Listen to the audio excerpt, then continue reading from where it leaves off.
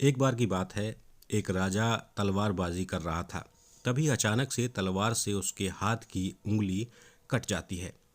तभी पास खड़े मंत्री अचानक बोल उठे, राजा साहब चिंता ना करें, जो होता है अच्छे के लिए होता है। ये सुनते ही राजा को गुस्सा आ गया। राजा उस मंत्री को कारागार में बंद करने का आदेश अपने सैनिकों को देता है और ये भी आदेश देता है कि कल सुबह मंत्री को फांसी पर चढ़ा दिया जाए। ये सुनकर मंत्री घबरा गया। फिर कुछ संभलते हुए उसने राजा से निवेदन किया और बोला, महाराज, मैं आपके यहाँ इतने वर्षों तक आपकी सेवा करता रहा हूँ, क्या आप मेरी अंतिम इच्छा पूरी नहीं करेंगे? राजा बोला, ठीक है, बताओ क्या है तुम्हारी अंतिम इच्छा? मंत्री बोला, कृपया मुझे 15 दिन का समय दीजिए, उसके बाद आप मुझे जो चाहे वो सज़ा दे दीजिएगा। राजा ने उसकी अंतिम इच्छा स्वीकार कर ली और 15 दिन का जीवन दान दे दिया। दूसरे दिन राजा अपने सैनिकों के साथ जंगल में शिकार पर निकला। चलते चलते जंगल के बीच में राजा अपने सैनिकों से बिछड़ गया और रास्ता भटक गया। रास्ता ढूंढते हुए राजा जंगलवासियों के बीच पहुंच गया, जो बलि देने के लिए किसी को ढूंढ रहे थे। जंगलियों ने राजा को पकड़ लिया और वन देवी के समक्ष बलि देने के लिए ले जाने लगे। बलि देने की सारी तैयारियां पूरी हो चुकी थीं, लेकिन जैसे ही राजा को बलि देने के स्थान पर ले जाया गया, तभी वहां खड़े एक बुजुर्ग की नज़र राजा की कटी हुई उंगली पर पड़ी।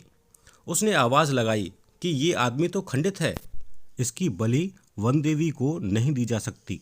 ये सुनकर जंगलियों ने राजा को छोड़ दिया। राजा वहां से निकलकर जैसे तैसे अपने राज्य में पहुंचा और सबसे पहले कारागार में अपने मंत्री से मिलने चल दिया।